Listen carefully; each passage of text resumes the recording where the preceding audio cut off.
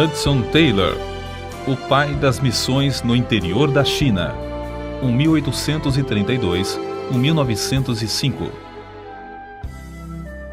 Tiago Taylor tinha se levantado cedo de madrugada. Chegara, enfim, o auspicioso e anunciado dia de seu casamento.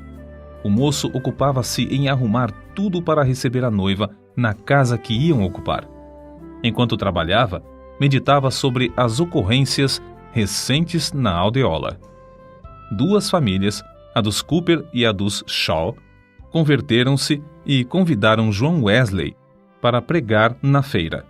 O velho discursou sobre a ira vindoura de tal maneira que o povo desistiu da amarga perseguição e deixou o intrépido pregador hospedar-se na casa do Sr. Shaw. Enquanto Tiago preparava a casa para a chegada da noiva, ouvia-se a voz da vizinha, a Sra. Shaw, cantando. Lembrou-se de como ela, meses antes, passava todo o tempo acamada, gemendo dia após dia, por causa do reumatismo que a deixara aleijada. Mas, quando confiou no Senhor, como disse, para a cura imediata, grande foi a transformação. E indizível foi a surpresa do marido ao voltar à casa. A esposa não somente estava curada e de pé, mas estava varrendo a cozinha. Tiago Taylor odiava a religião. Ainda mais que aquele era o dia em que se ia casar. Depois do casamento, iam dançar e beber, como se fazia em tais ocasiões. Mas não podia livrar-se das palavras, talvez ouvidas, do sermão do pregador. Porém, eu e a minha casa serviremos ao Senhor. Sim, ia ter uma esposa e assumir as responsabilidades de marido e de pai de família. Grande tinha sido seu descuido. Resolvido, então, a entrar seriamente na vida de casado, começou a repetir as palavras: serviremos ao Senhor. As horas se passavam. O sol subia mais e mais sobre as casas cobertas de neve.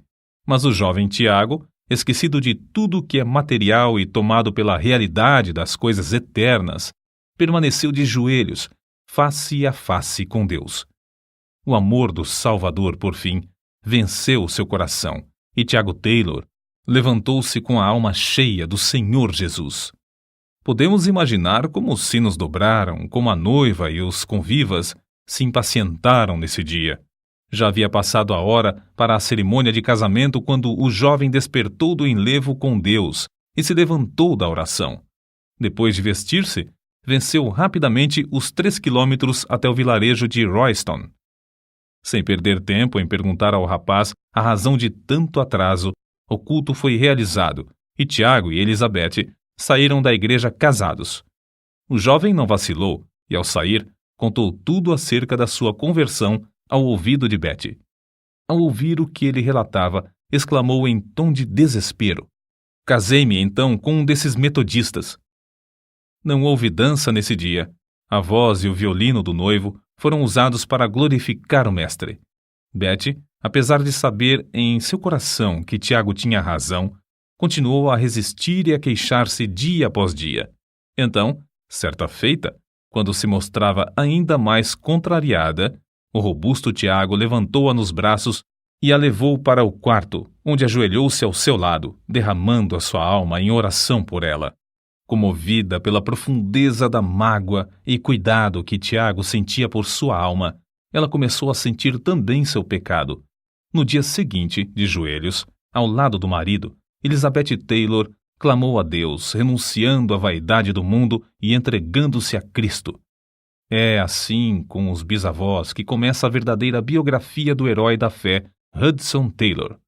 Os avós e os pais, por sua vez, criaram seus filhos no mesmo temor de Deus.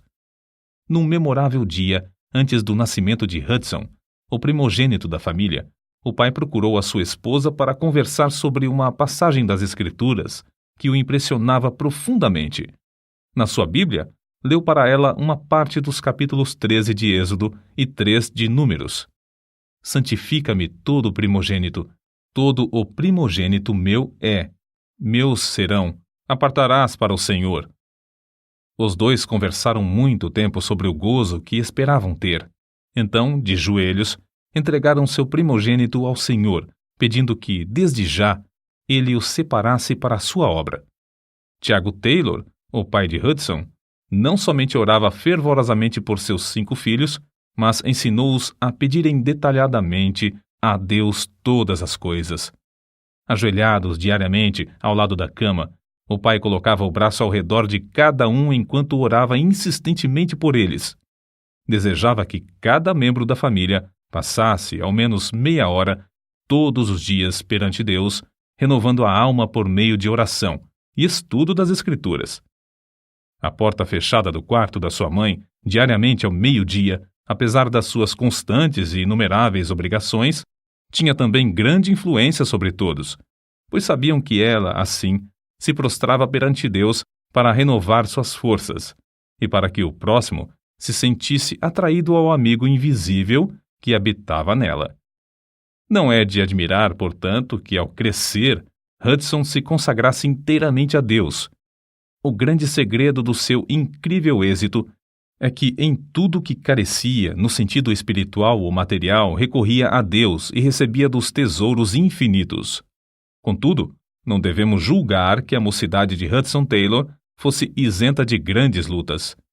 Como acontece com muitos, o moço chegou à idade de 17 anos sem reconhecer a Cristo como seu Salvador. Acerca disso, ele escreveu mais tarde: "Pode ser coisa estranha, mas sou grato pelo tempo que passei no ceticismo.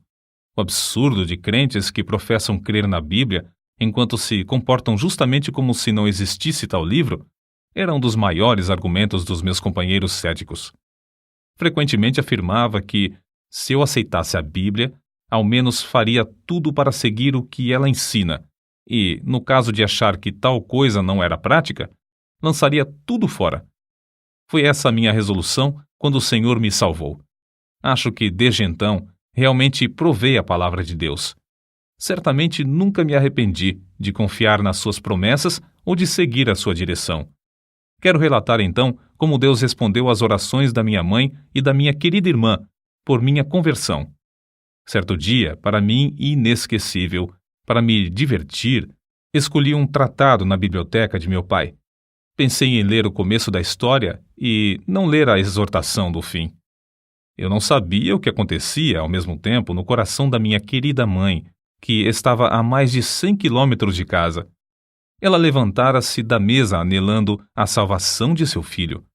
Estando longe da família e livre da lida doméstica, entrou no seu quarto resolvida a não sair antes de receber a resposta às suas orações. Orou hora após hora, até que, por fim, só podia louvar a Deus. O Espírito Santo revelou-lhe que o filho por quem orava já se havia convertido. Eu, como já mencionei, fui dirigido ao mesmo tempo a ler o tratado. Fui atraído pelas palavras "a obra consumada". Perguntei-me a mim mesmo: por que o escritor não escreveu "a obra propiciatória"?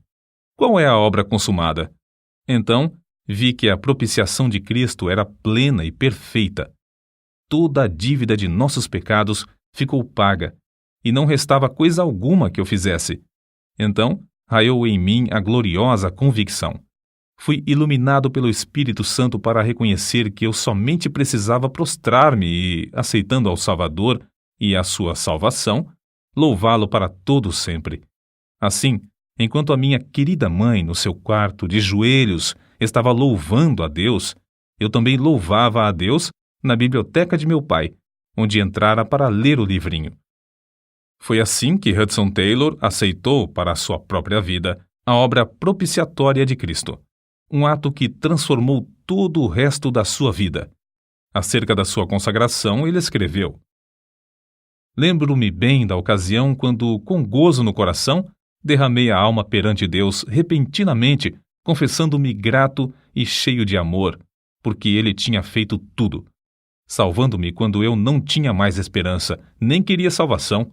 Supliquei-lhe que me concedesse uma obra para fazer. Algo que envolvesse abnegação, fosse o que fosse. Algo para agradar a quem fizera tanto para mim. Lembro-me de como, sem reserva, consagrei tudo, colocando a minha própria pessoa, a minha vida, os amigos, tudo sobre o altar. Com a certeza de que a oferta for aceita, A presença de Deus se tornou verdadeiramente real e preciosa.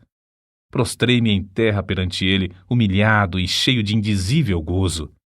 Para que serviço fora aceito, eu não sabia, mas fui possuído de uma certeza tão profunda de não pertencer mais a mim mesmo, que esse entendimento dominou depois toda a minha vida. O moço que entrou no quarto para estar sozinho com Deus nesse dia não era o mesmo quando dali saiu. Um alvo e um poder se apossaram dele. Não mais ficou satisfeito em somente alimentar a sua própria alma nos cultos. Começou a sentir a sua responsabilidade para com o próximo. Anelava tratar dos negócios de seu pai. Regozijava-se com riquezas e bênçãos indizíveis.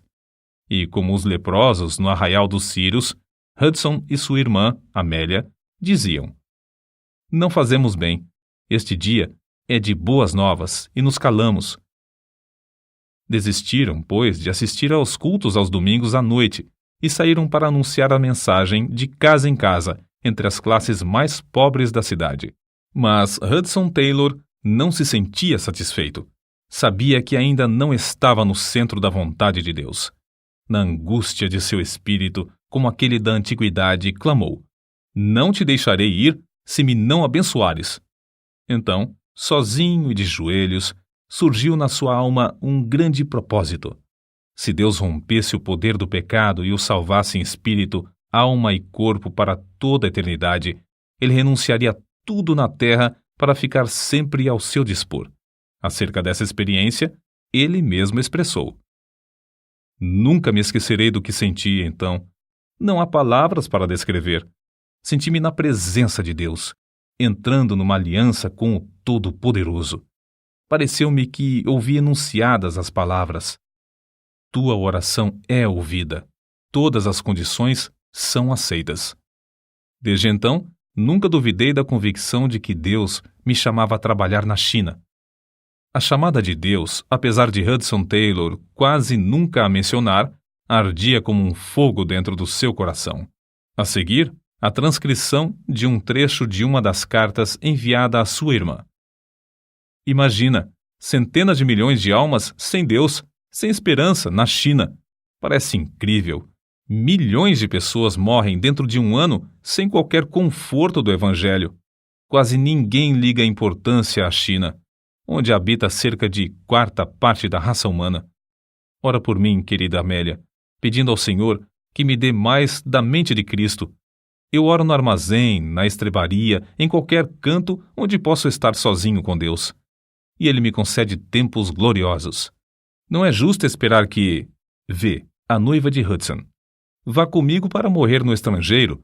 Sinto profundamente deixá-la, mas meu pai sabe qual é a melhor coisa, e não me negará coisa alguma que seja boa. A falta de espaço não nos permite relatar aqui o heroísmo da fé que o jovem mostrou ao suportar os sacrifícios e as privações necessárias para cursar a escola de medicina e de cirurgia para melhor servir o povo da China. Antes de embarcar, escreveu essas palavras à sua mãe: anelo estar aí uma vez mais e sei que a senhora quer ver-me, mas acho melhor não nos abraçarmos um ao outro mais, pois isto seria encontrarmos-nos para logo nos separarmos para todo sempre. Contudo, sua mãe foi ao porto de onde o navio se ia fazer a vela. Alguns anos depois, ele assim registrou a partida. Minha querida mãe, que agora está com Cristo, veio a Liverpool para despedir-se de mim.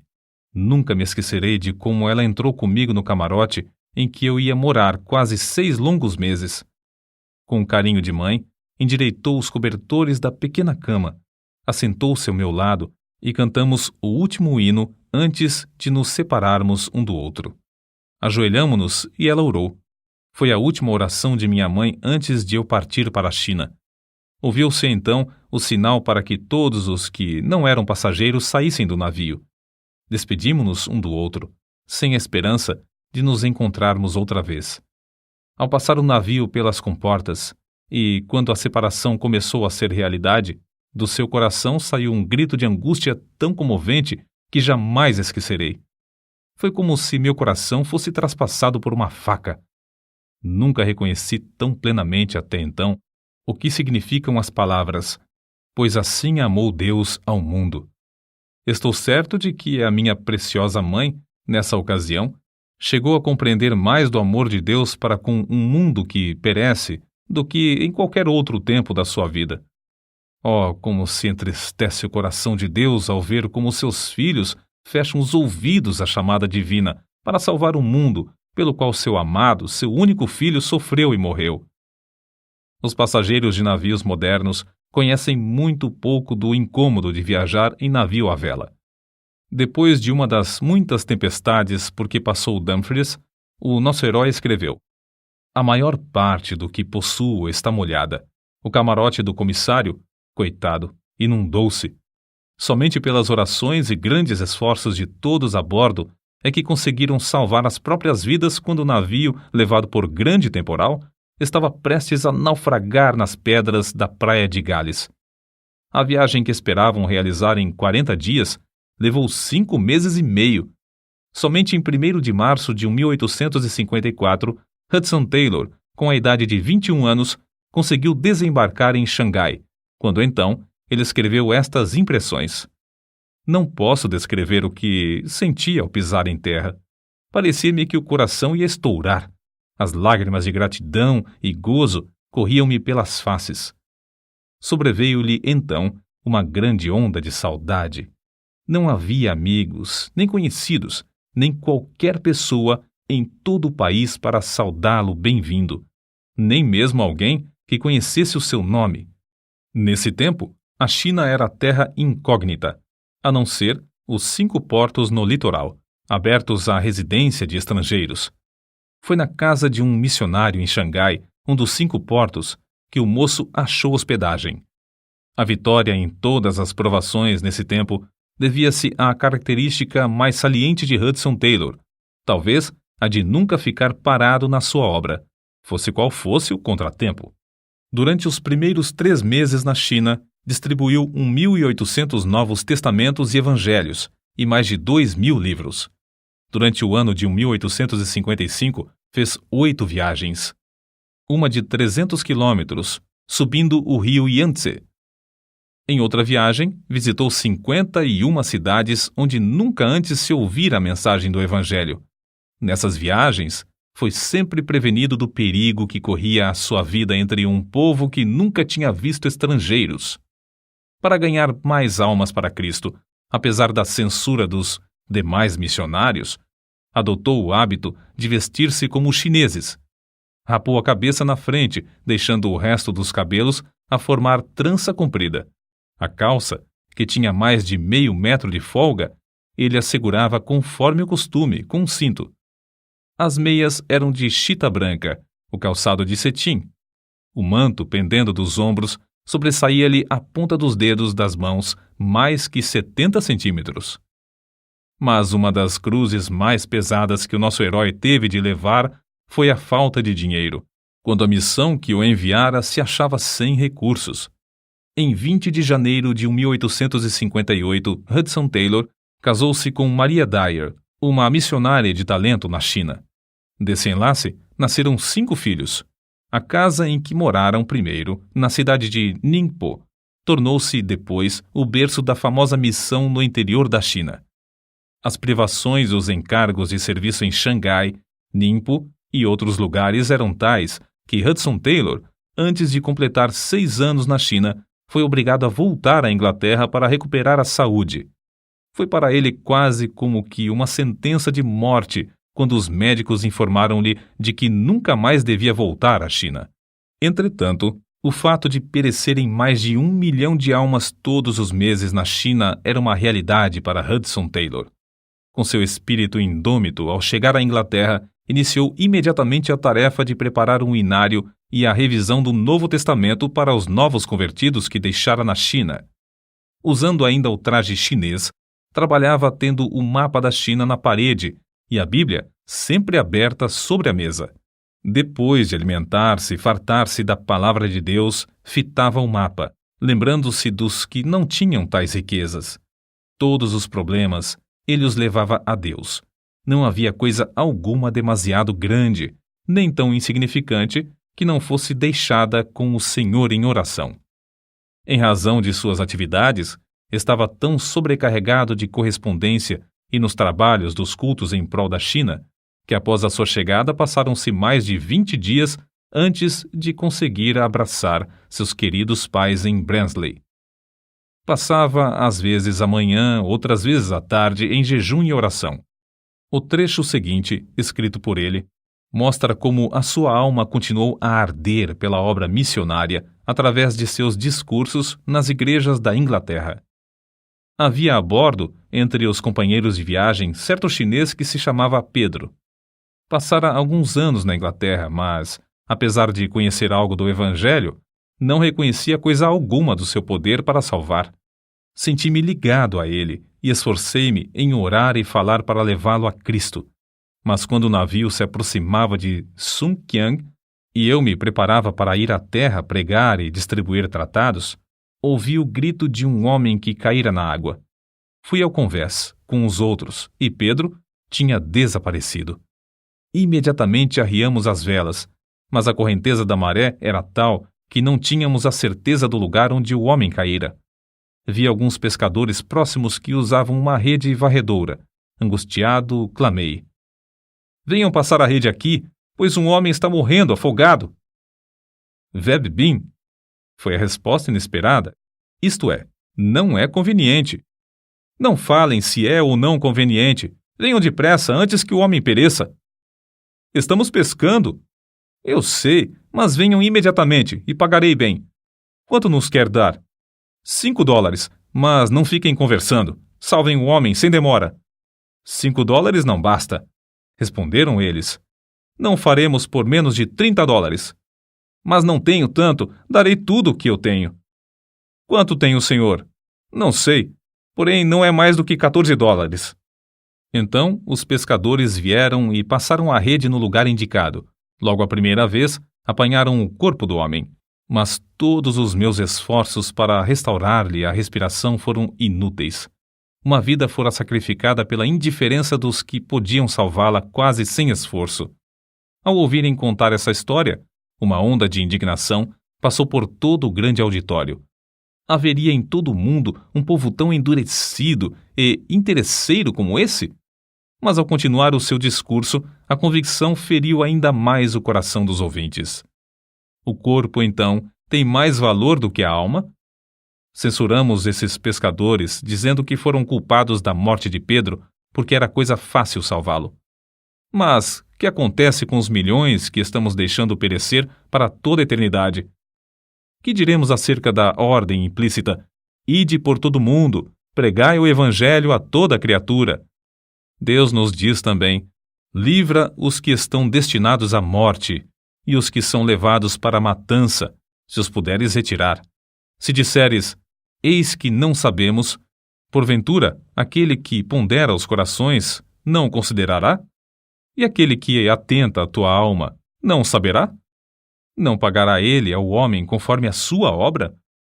Credes que cada pessoa entre esses milhões na China tem uma alma imortal e que não há outro nome debaixo do céu, dado entre os homens, a não ser o precioso nome de Jesus, pelo qual devamos ser salvos? Credes que ele só, é o caminho, a verdade e a vida, e que ninguém vai ao Pai, senão por ele? Se assim o credes, examinai-vos a vós mesmos, para ver se estáis fazendo todo o possível para levar seu nome a todos. Ninguém deve dizer que não é chamado para ir à China. Ao enfrentar tais fatos, todas as pessoas precisam saber se tem uma chamada para ficar em casa. Amigo, se não tens certeza de uma chamada para continuar onde estás, como podes desobedecer à clara ordem do Salvador para ir? Se estás certo, contudo, de estares no lugar onde Cristo quer, não por causa do conforto ou dos cuidados da vida, então estás tu orando como convém em favor dos milhões de perdidos da China? Estás tu usando teus recursos para a salvação deles? Certo dia, não muito depois de haver regressado à Inglaterra, Hudson Taylor veio a saber que o número de missionários evangélicos na China diminuíra em vez de aumentar. Apesar de a metade da população pagã estar na China, o número de missionários, durante o ano, tinha diminuído de 115 para somente 91. Começaram a soar aos ouvidos do missionário estas palavras: quando eu disser ao ímpio, certamente morrerás, não avisando tu, não falando para avisar o ímpio acerca do seu caminho ímpio para salvar a sua vida, aquele ímpio morrerá na sua maldade, mas o seu sangue da tua mão o requererei. Era um domingo, 25 de junho de 1865, pela manhã. Hudson Taylor, cansado e doente, estava com alguns amigos em Brighton, à beira-mar. Mas, não podendo suportar mais o regozijo da multidão na casa de Deus, retirou-se para andar sozinho nas areias da maré vazante. Tudo em redor era paz e bonança, mas na alma do missionário rugia uma tempestade. Por fim, com alívio indizível, clamou: Tu, Senhor, tu podes assumir todo o encargo. Com tua chamada, e como teu servo, avançarei, deixando tudo nas tuas mãos. Assim, a missão no interior da China foi concebida na sua alma, e todas as etapas do seu progresso realizaram-se por seus esforços. Na calma do seu coração, na comunhão profunda e indizível com Deus, originou-se a missão. Com o lápis na mão, abriu a Bíblia e, enquanto as ondas do vasto mar batiam aos seus pés, escreveu as simples, mas memoráveis palavras: em 25 de junho de 1865, orei em Brighton pedindo 24 trabalhadores competentes e dispostos. Mais tarde, recordando-se da vitória dessa ocasião, escreveu: grande foi o alívio de espírito que senti ao regressar da praia. Depois de findar o conflito, tudo era gozo e paz. Parecia que me faltava muito pouco para voar até a casa do Sr. Pierce. Na noite desse dia, dormi profundamente. A querida esposa achou que a visita a Brighton serviu para renovar-me maravilhosamente. Era verdade.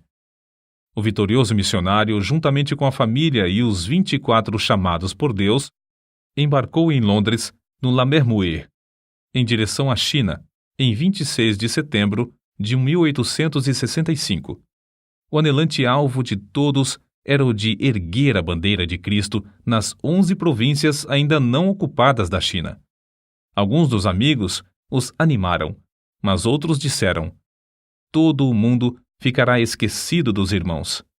Sem uma junta aqui na Inglaterra, ninguém se importará com a obra por muito tempo. Promessas são fáceis de fazer hoje em dia. Dentro de pouco tempo, não terão o pão cotidiano. A viagem levou mais de 4 meses. Acerca de uma das tempestades, um dos missionários escreveu: durante todo o temporal, o Sr. Taylor se comportou com a maior calma. Por fim, os marinheiros recusaram-se a trabalhar. O comandante aconselhou todos a bordo a amarrarem os cintos de salvação, dizendo que o navio não resistiria à força das ondas mais que 2 horas.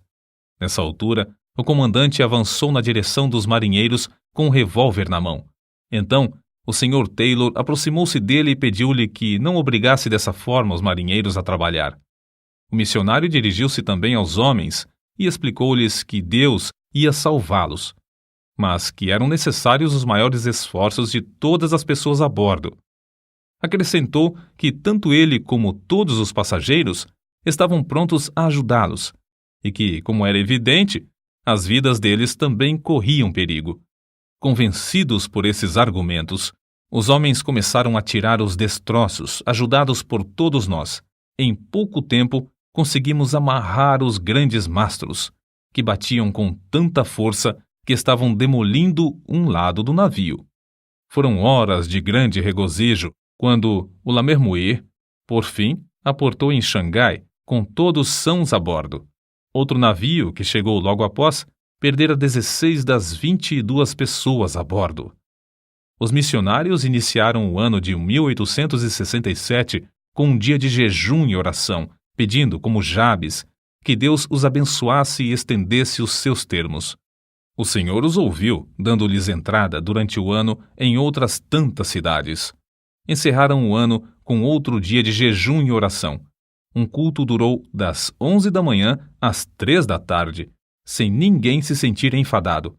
Outro culto se realizou às 8h30 da noite, quando sentiram ainda mais a unção do Espírito Santo. Continuaram juntos em oração até a meia-noite, quando celebraram a Ceia do Senhor. No início de 1867, o Senhor chamou Graça Taylor, filha de Hudson Taylor, para o lar eterno, quando ela completava 8 anos de idade. No ano seguinte, a senhora Taylor e o filho, Noel, faleceram de cólera. Foi assim que se expressou o pai e marido.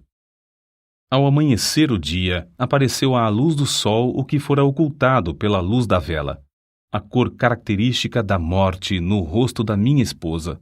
O meu amor não podia ignorar mais, não somente o seu estado grave, mas que realmente ela estava morrendo. Ao conseguir acalmar o meu espírito, eu lhe disse: "Sabes, querida, que estás morrendo?" "Morrendo? Achas que sim? Por que pensas tal coisa?" "Posso ver que sim, querida. As tuas forças estão se acabando." "Será mesmo? Não sinto qualquer dor, apenas cansaço." "Sim. Estás saindo para a casa paterna. Brevemente estarás com Jesus." Minha preciosa esposa, lembrando-se de mim e de como eu devia ficar sozinho em um tempo de tão grandes lutas, privado da companheira com a qual tinha o costume de levar tudo ao trono da graça, disse: "Sinto muito." Então ela parou, como que querendo corrigir o que dissera.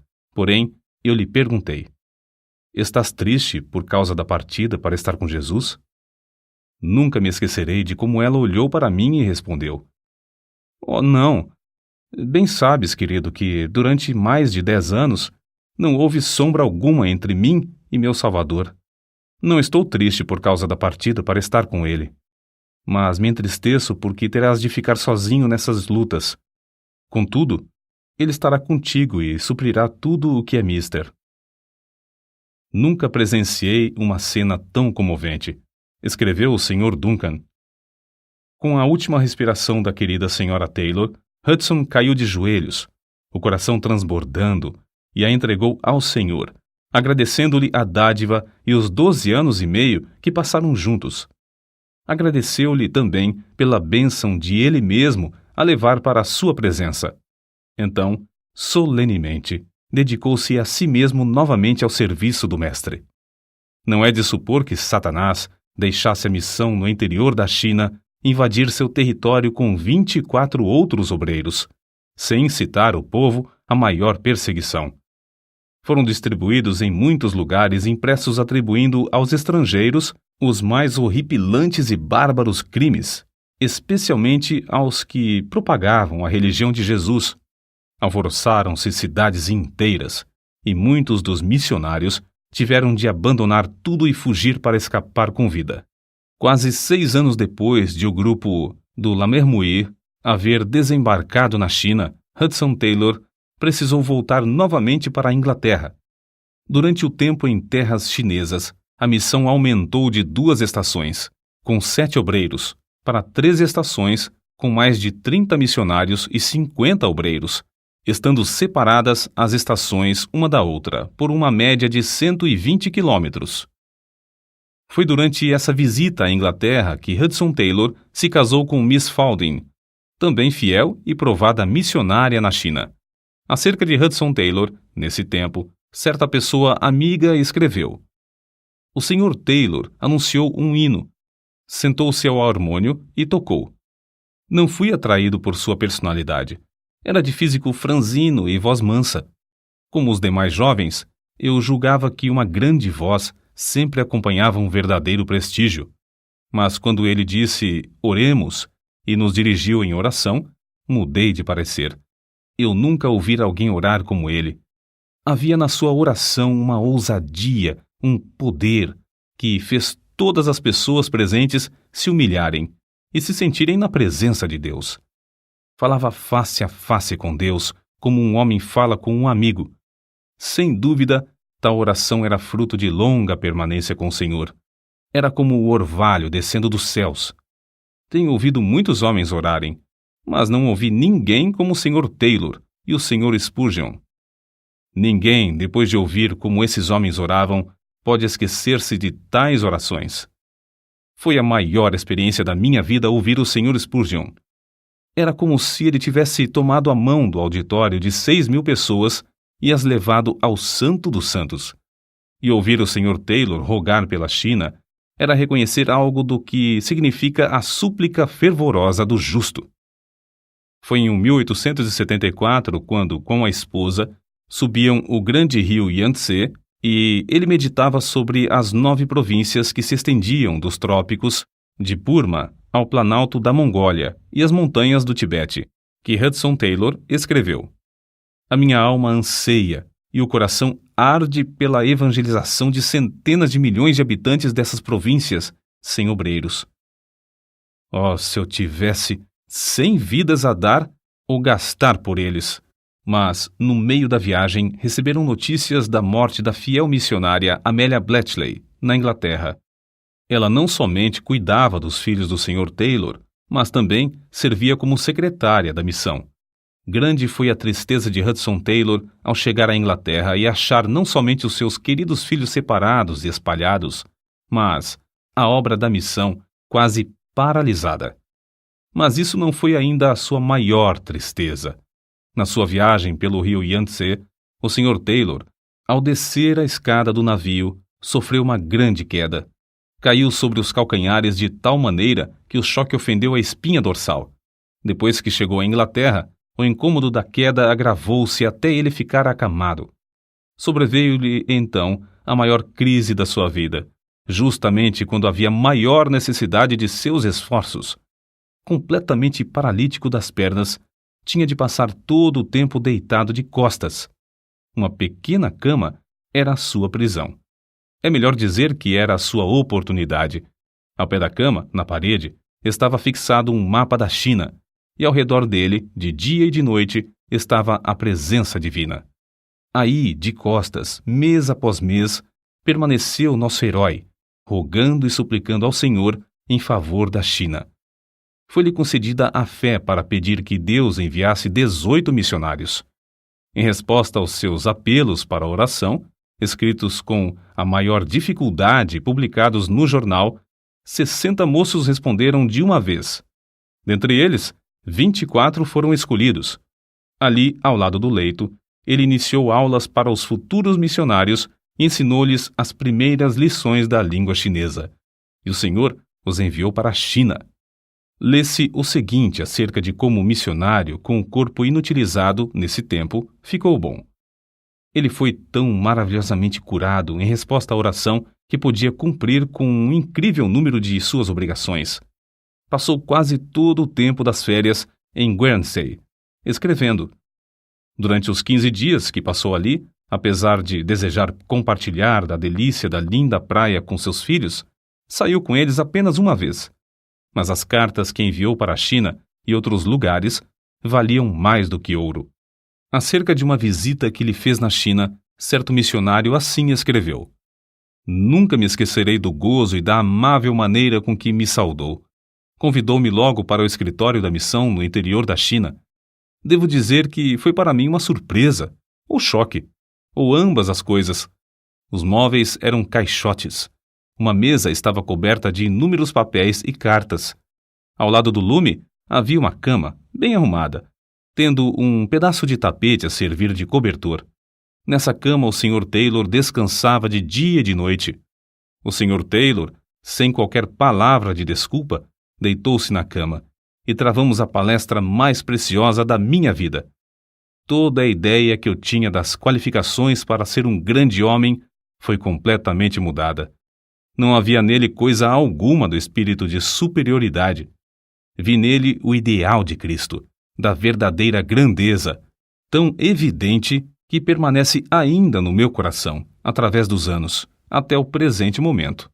Hudson Taylor reconhecia profundamente que para evangelizar os milhões da China, era imperioso que os crentes na Inglaterra mostrassem muito mais abnegação e sacrifício.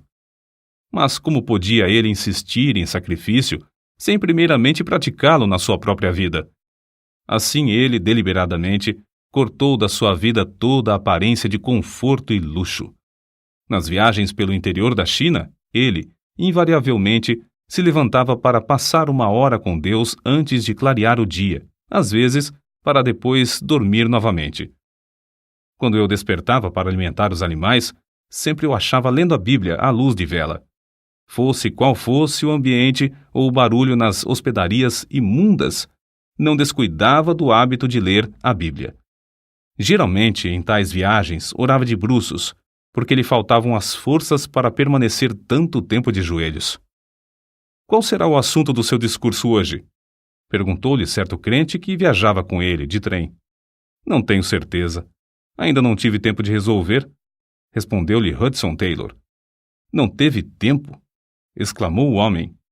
Ora, que faz o senhor a não ser descansar depois de assentar-se aí? Não conheço o que seja descansar, foi a resposta calma que ele deu. Depois de embarcarmos em Edimburgo, passei todo o tempo orando e levando ao Senhor todos os nomes dos membros da missão no interior da China e os problemas de cada um. Está além da nossa compreensão como, no meio de uma das maiores obras de evangelização de toda a história, ele podia dizer: nunca fomos obrigados a abandonar uma porta aberta por falta de recursos. Apesar de muitas vezes gastarmos até o último penny, a nenhum dos obreiros nacionais, nem a nenhum dos missionários, faltou o prometido pão cotidiano. Os tempos de provações são sempre tempos abençoados, e o que é necessário nunca chega demasiado tarde. Outro segredo do seu grande êxito em levar a mensagem de salvação ao interior da China era a determinação de que a obra não somente continuasse com caráter internacional, mas também interdenominacional, que aceitasse missionários dedicados a Deus de qualquer nação ou denominação. Em 1878, ao regressar de uma viagem, começou a orar pedindo que Deus enviasse mais 30 missionários antes de findar o ano de 1879. Considerando o dinheiro necessário para pagar as passagens e sustentar tantas pessoas, podemos dizer que a sua fé era grande.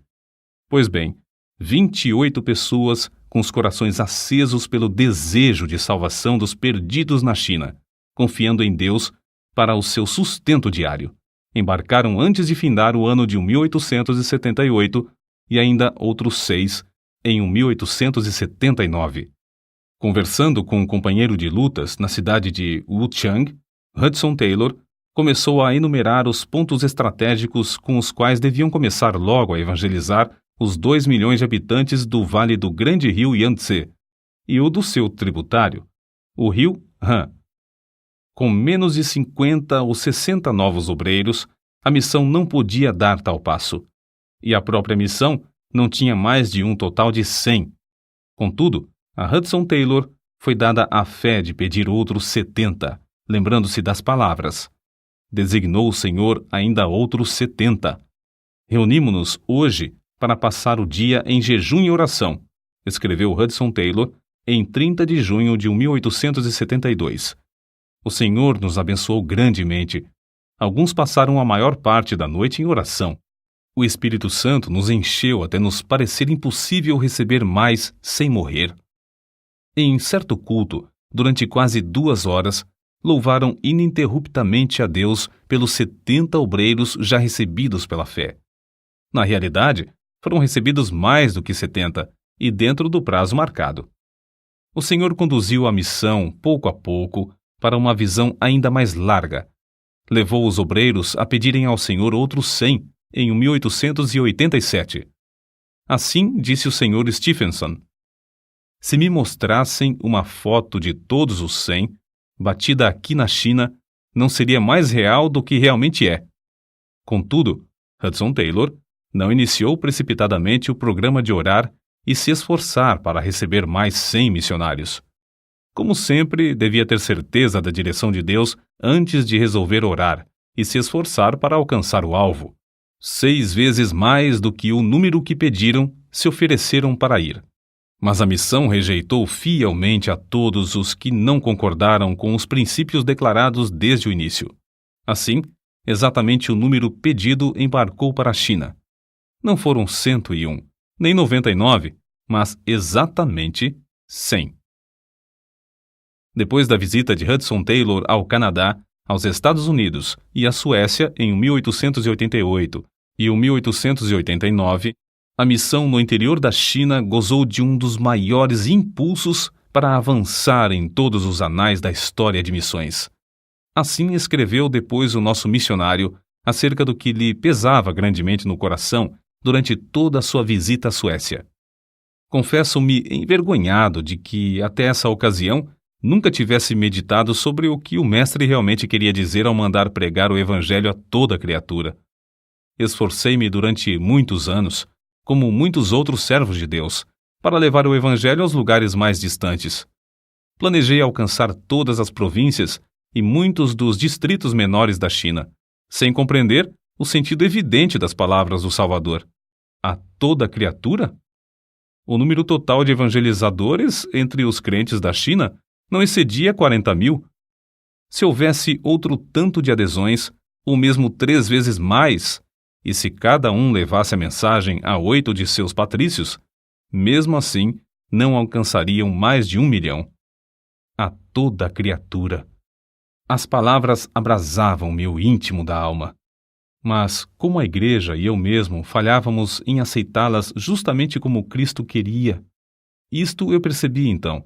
Para mim, havia apenas uma saída, a de obedecer. Qual será a nossa atitude para com o Senhor Jesus Cristo quanto a essa ordem? Suprimiremos o título Senhor, que lhe foi dado, para reconhecê-lo apenas como nosso Salvador? Aceitaremos o fato de ele tirar a penalidade do pecado, mas nos recusarmos a confessar que fomos comprados por bom preço e que ele tem o direito de esperar a nossa obediência implícita? Diremos que somos os nossos próprios senhores, prontos a conceder-lhe apenas o que lhe é devido, a ele, que nos comprou com seu próprio sangue, com a condição de não pedir demasiado? As nossas vidas, os nossos queridos, as nossas possessões são somente nossas, não são dele? Daremos o que acharmos conveniente e obedeceremos à sua vontade somente se ele não nos pedir demasiado sacrifício? Estamos prontos a deixar Jesus Cristo nos levar aos céus, mas não queremos que esse homem reine sobre nós? Os corações de todos os filhos de Deus rejeitarão, certamente, uma afirmação assim formulada. Mas não é verdade que inumeráveis crentes em todas as gerações se comportaram tal como se isso fosse a base própria para suas vidas? São poucas as pessoas que o povo de Deus que reconhecem a verdade de que ou Cristo é o Senhor de tudo, ou então não é Senhor de coisa alguma. Se somos nós que julgamos a palavra de Deus e não a palavra que nos julga, se concedemos a Deus somente o quanto quisermos, então somos nós os senhores, e ele o nosso devedor, e, consequentemente, ele deve ser grato pela esmola que lhe concedemos. Deve sentir-se obrigado por nossa concordância aos seus desejos. Se, ao contrário, ele é Senhor, então tratemo-lo como Senhor. E por que me chamais Senhor, Senhor, e não fazeis o que eu digo? Foi assim que Hudson Taylor, sem esperar, alcançou a mais larga visão da sua vida, a visão que dominou a última década de seu serviço. Com os cabelos já grisalhos, após 57 anos de experiência, enfrentou um novo sentido de responsabilidade com a mesma fé e confiança que o caracterizavam quando era mais novo. Sua alma ardia ao meditar nos alvos antigos. Ficou ainda mais firme ao executar a visão de outrora. Foi assim que sentiu a direção de unificar todos os grupos evangélicos que trabalhavam na evangelização da China em torno de um mesmo alvo: orar e se esforçar para que fosse aumentado o número de missionários, enviando à China outros 1.000, dentro de 5 anos. O número exato enviado à China durante esse prazo foi de 1.153. Não é, pois, de admitir que as forças físicas de Hudson Taylor começassem a faltar.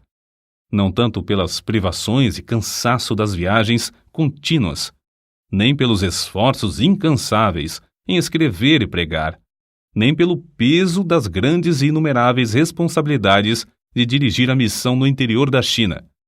Os que o conheciam intimamente sabiam que era um homem gasto de tanto amar.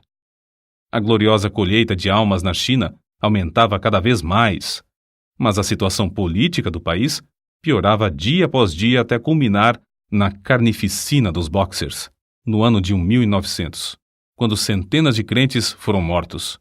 Somente da missão no interior da China pereceram 58 missionários e 21 de seus filhos. Hudson Taylor e sua esposa estavam novamente na Inglaterra quando começaram a chegar telegrama após telegrama, avisando-os dos horripilantes acontecimentos na China. Aquele coração que tanto amava cada missionário quase cessou de pulsar. Acerca desse acontecimento, assim se manifestou: não sei ler, não sei pensar, nem mesmo sei orar, mas sei confiar.